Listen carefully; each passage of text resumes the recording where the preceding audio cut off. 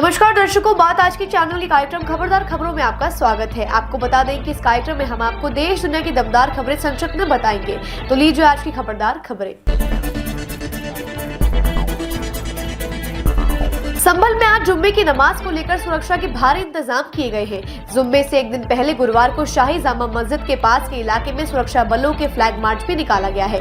अधिकारियों ने कहा कि अप्रिय घटनाओं को रोकने के लिए कड़ी सुरक्षा व्यवस्था की गई है। इसके अलावा मामले पर शुक्रवार को अदालत में सुनवाई के कारण भी सुरक्षा और कड़ी कर दी गई है। चप्पे चप्पे पर सुरक्षाकर्मी तैनात किए गए हैं। मुगलकालीन मस्जिद के कोर्ट के आदेश पर 24 नवम्बर को हिंसा के बाद गुरुवार को पहली बार अधिकांश दुकानें खुली दिखी।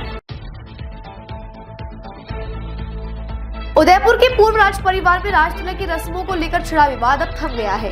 इसके साथ ही सिटी पैलेस के दरवाजे कल देर शाम 6 बजे खोल दिए गए हैं। 25 नवंबर को राजघराने में चल रहे विवाद के बाद से ही सिटी पैलेस के दरवाजे बंद थे, जो पूरी तरह से खुल चुके हैं। 25 नवंबर को दिवंगत महेंद्र सिंह मेवाड़ के बेटे विश्वराज सिंह मेवाड़ का चित्तौड़गढ़ में राज तिलक हुआ था। इसके बाद से वे सिटी पैलेस में धोनी माता के दर्शन के लिए जाने वाले थे। इसको लेकर उनके चाचा ने वकील के जरिए न्यूज़पेपर में एक आम सूचना जारी की थी, जिसमें उन्होंने कहा कि पैलेस में अनाधिकृत व्यक्तियों के प्रवेश को लेकर रोक रहेगी।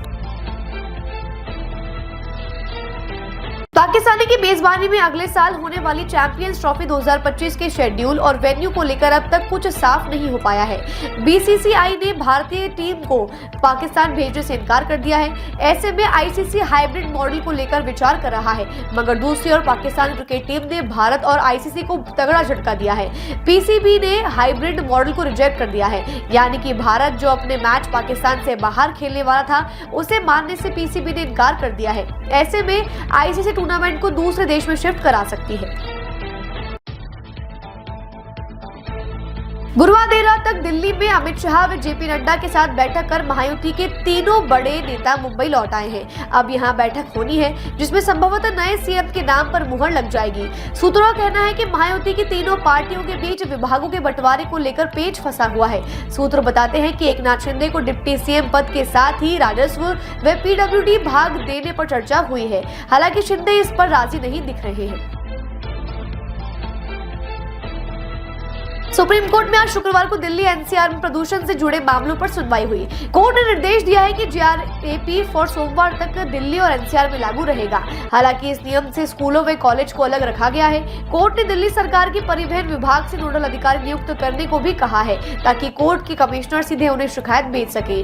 दिल्ली में अभी भी कई इलाकों में AQI 400 के पार है।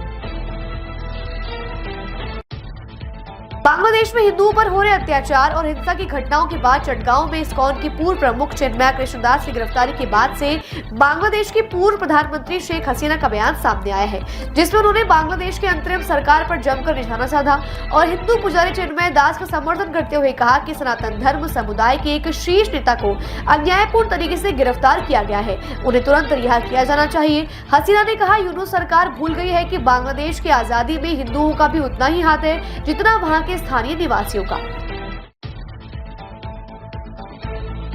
लोकसभा में सांसद पद की सदस्यता की शपथ लेने के बाद प्रियंका गांधी ने कहा कि जनता के जरूरी मुद्दों को उठाना, देश और पार्टी के लिए काम करना ही उनकी प्राथमिकता रहेगी तथा वह संविधान के उसूलों के लिए लड़ाई लड़ेगी। प्रियंका ने हिंदी भाषा में शपथ ली। शपथ के बाद उन्होंने लोकसभा स्पीकर को हाथ जोड़कर अभिवादन किया। उनकी शपथ के बाद संजय राउत ने एक्स पर पोस्ट किया कि शेरनी संसद में आ चुकी है और अब पापियों का नरसंहार होगा।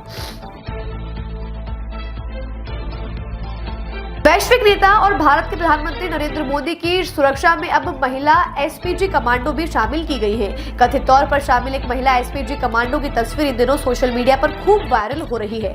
इस तस्वीर ने ऑनलाइन बहस को जन्म दे दिया है, जहां कुछ लोगों ने दावा किया कि यह पहली बार है जब किसी महिला कमांडो को प्रधानमंत्री ने सुरक्षा में रखा है। वहीं ये भी दावा किया गया है कि यह महिला कमांडो पहले राष्ट्रपति मुर्मू की सुरक्षा में देखी जा चुकी है। प्रधानमंत्री नरेंद्र मोदी ने आज शुक्रवार को विशाखापट्टनम के दौरे के दौरान विभिन्न परियोजनाओं की आधारशिला रखी। वहीं कई परियोजनाओं का उद्घाटन किया और एक जनसभा को संबोधित भी किया। राज्य में एनडीए सरकार बनने के बाद ये उनका पहला आंध्र प्रदेश की यात्रा है। तीसरी बार प्रधानमंत्री बनने के बाद भी ये उनकी पहली यात्रा है। 1600 एकड़ में फैली यह महत्वाकांक्षी पहल आंध्र प्रदेश की हरित ऊर्जा केंद्र में बदलाव देगी।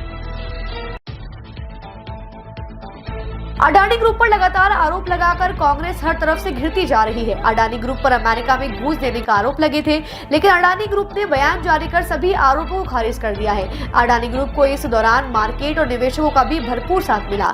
पिछले 2 दिनों से अडानी ग्रुप के शेयरों में अच्छे उछाल देखे गए हैं। ऐसे में अडानी मामलों में कांग्रेस अलग थलग पड़ गई है, क्योंकि विपक्षी गठबंधन के कुछ नेताओं ने भी अडानी ग्रुप के समर्थन में बयान जारी किया है। खबरदार खबरों में आज के लिए बस इतना ही। कल फिर नई खबरों के साथ हम होंगे आपसे रूबरू। नमस्कार।